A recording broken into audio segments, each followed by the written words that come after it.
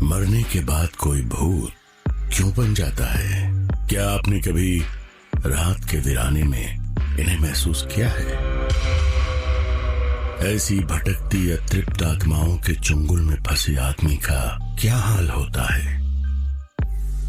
भूखा प्यासा, बदले की भावना लिए क्रोध, द्वेष, लोभ, वासना आदि इच्छाएं और भावनाएं मन में लिए मरने वाला शख्स अवश्य ही वो भूत बनकर भटकता है।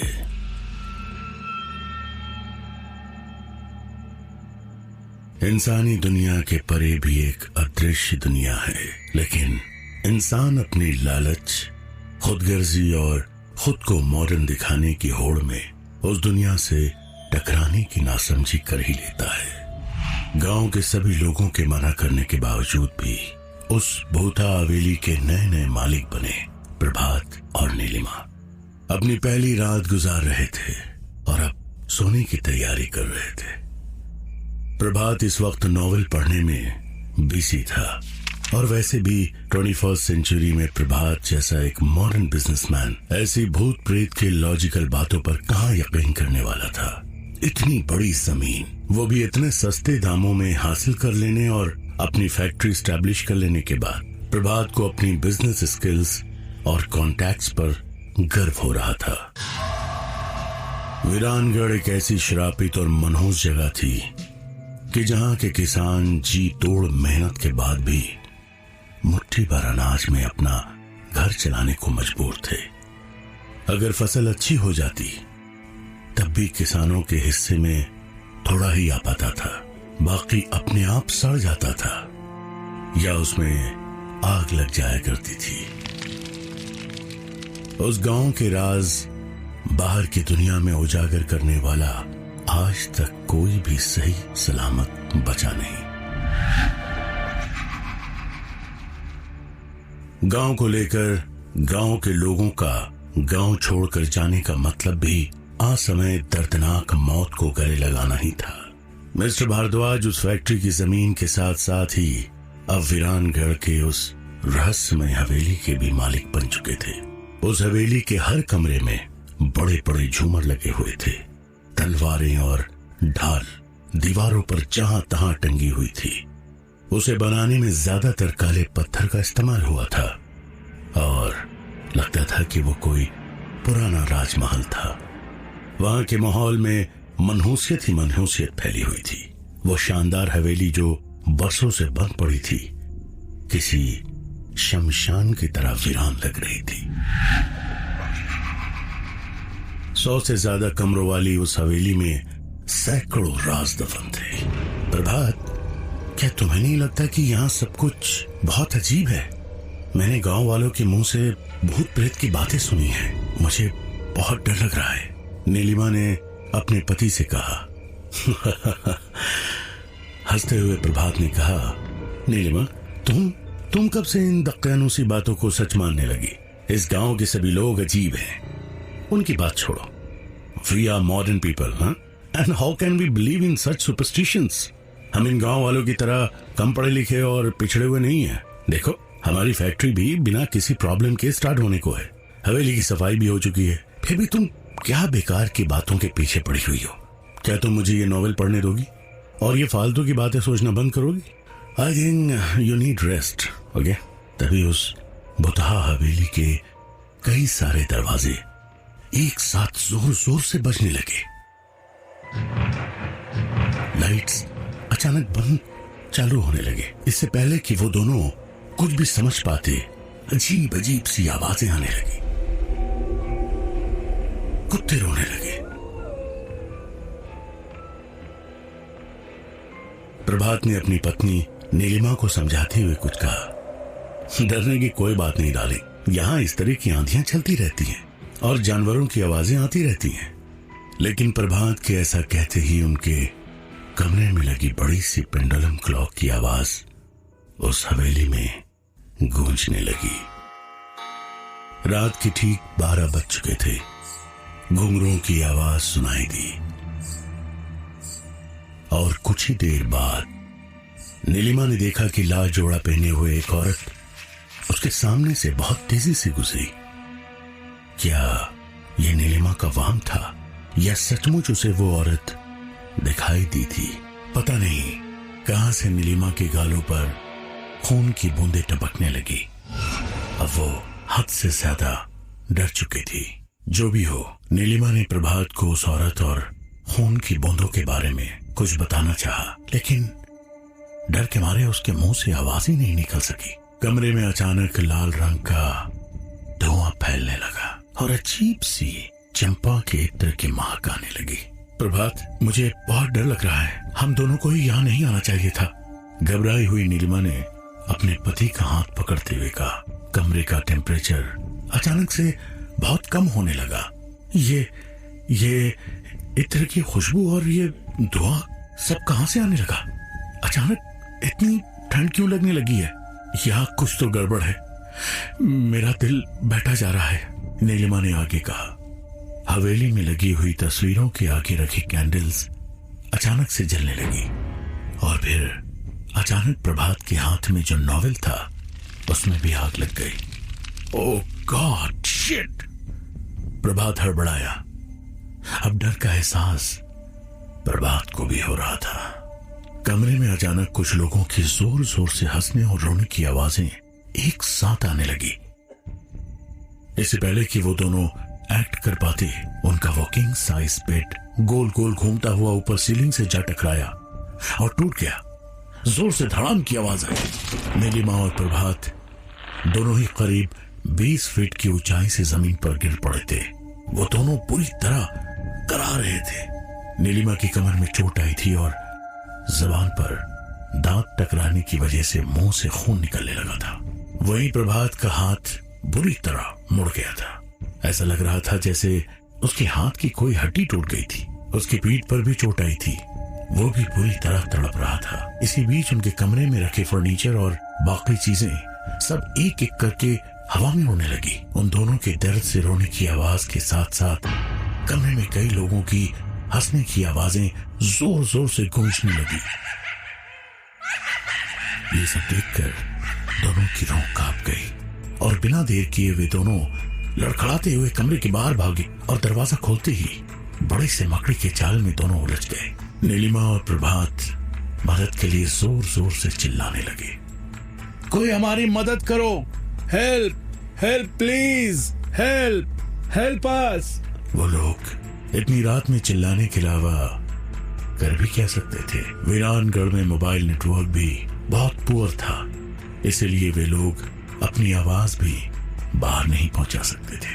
प्रभात, अगर हमें कुछ हो गया तो हमारे बच्चे सिद्धार्थ का क्या होगा? और हमने तो उसे कुछ बताया भी नहीं है। डर से कपकपाती रोती हुई नीलिमा ने अपने पति से कहा, ये सारी बातें बाद में करते हैं नीलिमा, पहले अपनी जान बचाओ और यहां से भागो, प्रभात ने कहा। वे लोग जैसे तैसे उस डरावनी हवेली के बाहर निकले। वहां पर उन्होंने देखा कि सामने गार्डन में सफेद और उजले कपड़े पहने हुए एक लंबे बालों वाली औरत एक छोटे से बच्चे को गोद में लिए घूम रही थी। वो बच्चा बुरी तरह से रो रहा था। अरे अरे कोई हमें बचाओ, यहाँ सचमुच भूत है। Somebody please help us। प्रभात भी जोर जोर से चिल्लाने लगा। इससे पहले कि वो दोनों हवेली छोड़कर बाहर निकल पाते, हवेली का चैनल गेट दोबारा से लॉक हो चुका था। ये सब देखकर नीलिमा और प्रभात का कलेजा मुंह को आ गया था। उनका गला सूख चुका था, वे पसीने से तरपतर हो चुके थे। तभी अचानक से ऐसा लगा जैसे किसी अदृश्य शक्ति ने उन्हें जोर से अंदर की तरफ घसीटा हो। दोनों की दिल दहलाने वाली आवाज हवेली में गूंज गई और फिर वो आवाज धूमिल होकर शांत हो गई। अगले दिन जब सुबह हवेली का दरवाजा सभी को दोबारा से एक बार बंद दिखाई दिया और प्रभात और नीलिमा भारद्वाज बाहर दिखाई नहीं दिए, तो गांव वालों को बीती रात वहां क्या हुआ होगा इसे समझने में बिल्कुल देर नहीं लगी। उनके मैनेजर मिस्टर बजाज के दिमाग ने तो काम करना ही बंद कर दिया था। वो एक लॉयल और डेडिकेटेड पर्सन थे। उनकी काबिलियत पैसों की मोहताज नहीं थी। उन्होंने प्रभात को मना भी किया था इस हवेली में रहने से, पर प्रभात नहीं माने। और अब हर्ष ये हुआ कि उनका कोई अता पता नहीं लग पा रहा था। प्रभात और नीलिमा को ढूंढने में गांव में कोई भी उसकी मदद को तैयार नहीं था। ऐसे में मिस्टर बजाज ने प्रभात और नीलिमा का इकलौता बेटा सिद्धार्थ को खबर करना मुनासिब समझा। सिद्धार्थ एक बिजनेस कॉन्फ्रेंस में पार्टिसिपेट करने के लिए दुबई गया हुआ था और पिछले एक हफ्ते से वो वहीं पर था। सिद्धार्थ 23 साल का था, बहुत स्मार्ट और इंटेलिजेंट था। वो एक IIT ग्रेजुएट और IIM बैंगलोर से MBA होल्डर था। बचपन से ही उसके अंदर साइंटिफिक टेम्परमेंट और क्यूरियोसिटी औरों से काफी ज्यादा थी। उसके पेरेंट्स हमेशा से ये चाहते थे कि उनका बेटा अपने स्टडीज वर्ल्ड के टॉप इंस्टीट्यूशंस में कर सके और एक टॉप का बिजनेस टाइकून बन सके। सिद्धार्थ लगभग वर्ल्ड की 50 कंट्रीज से उस कॉन्फ्रेंस में आए हुए अपनी उम्र से बड़े लोगों के बीच भी सबसे ज्यादा तारीफ बटोरने वाला शख्स बन गया था। उसके रूरल डेवलपमेंट को लेकर प्रेजेंट किए गए इनोवेटिव बिजनेस आइडियाज को बहुत ज्यादा अप्रिशिएट किया जा रहा था। सिद्धार्थ की मीटिंग ओवर ही हुई थी कि तभी उसके पास मिस्टर बजाज का फोन आया। सिद्धार्थ ने झट से फोन उठाया। हेलो अंकल, कैसे हो? मॉम डैड कैसे हैं? वो बेटा, मिस्टर बजाज हिचकिचाहट से कुछ साफ बोल नहीं पा रहे थे। सिद्धार्थ ने तुरंत समझ लिया कि कुछ गड़बड़ है। अंकल, सब ठीक तो है ना? सिद्धार्थ ने कंसर्न होकर पूछा। सिद्धार्थ, एक्चुअली मुझे समझ नहीं आ रहा मैं तुमसे कैसे कहूं बेटा, तुम यहां लौट आओ। इतना कहकर मिस्टर बजाज थोड़ी देर के लिए खामोश हो गए। अंकल, आप मेरी बेचैनी को बहुत ज्यादा बढ़ा रहे हो। आप मुझे साफ साफ बता क्यों नहीं रहे हो? सिद्धार्थ ने कहा। सिद्धार्थ, फोन पर सब कुछ बता पाना पॉसिबल नहीं है। तुम अगर हो सके तो नेक्स्ट फ्लाइट पकड़कर दिल्ली वापस लौट आओ। इतना कहकर सिद्धार्थ के मैनेजर मिस्टर बजाज ने फोन डिस्कनेक्ट कर दिया। मिस्टर बजाज की कॉल डिस्कनेक्ट करके बजाज जैसे ही मुड़ा, अचानक से उसके आगे एक बूढ़ा बाबा आके खड़ा हो गया। वो अजीब गरीब सा दिखने वाला बूढ़ा आदमी चेहरे से बहुत गंभीर दिख रहा था, जैसे उसने अपने सीने में कई खौफनाक राज छुपा रखे हो। एक बार तो बजाज उसे देखकर डर गया, पर तभी गांव वाले आपस में बातें करने लगे। अरे बाबा आगे, बाबा आगे। मिस्टर बजाज ने समझ लिया था कि ये बूढ़ा इस गांव का सबसे जानकार लोगों में है, जिसे पूरा गांव इज्जत देता है। इससे पहले कि बजाज कुछ पूछ पाता, बूढ़े बाबा ने उसे कहा, उसे यहां मत बुलाओ। एक बार फिर तबाही की आवाज मत दो, सब खत्म हो जाएगा। उसे रोक दो। बजाज ने हैरान होकर पूछा, किसे? बाबा ने कहा, अपने मालिक के इकलौते बेटे को। ये सुनकर बजाज के रोंगटे खड़े हो गए। लेकिन ऐसा आप क्यों कह रहे हो बाबा? मैनेजर ने पूछा। इसका जवाब तुम्हें यहां कोई नहीं दे सकता। बस इतना समझ लो कि इस गांव में जो एक बार आया तो वो कभी वापस नहीं जा पाया। हवेली का दरवाजा खुलवाकर तुम्हारे मालिक ने उन ताकतों को फिर से जगा दिया है। तुम मेरे पीछे आओ, मैं तुम्हें कुछ दिखाना चाहता हूं। उस बूढ़े बाबा ने कहा, उस पेड़ से टंगी हुई उन तीनों लाशों को देखो। ये वही लोग हैं जिन्होंने तुम्हारे मालिक को इस जगह के बारे में बताने की कोशिश की थी। उस ताकत ने आज इनकी भी जान ले ली। एक बड़े से बरगद के पेड़ की तरफ इशारा करते हुए उस बूढ़े बाबा ने कहा। उन गार्डन से लटकती लाशों को देखकर बजाज की रूह कांप गई। मानो उसे यकीन हो गया था कि प्रभात और नीलिमा का भी यही हाल हुआ होगा। उसी बीच गांव के एक शख्स ने आकर कहा कि फैक्ट्री में आग लग गई है। सभी गांव वाले हैरान रह गए। सभी के चेहरे पर मातम छा गया। इतने दिनों बाद तो उन्हें रोजगार मिला था, 2 वक्त की रोटी का इंतजाम हुआ था, अब वो भी खत्म हो गया। इस खबर ने गांव वालों को अंदर तक तोड़कर रख दिया। हर तरफ बस उनकी चीख पुकार सुनाई देने लगी, हे भगवान, हे भगवान, हे भगवान, हे भगवान। ये तो सचमुच बहुत बड़ी मुसीबत है।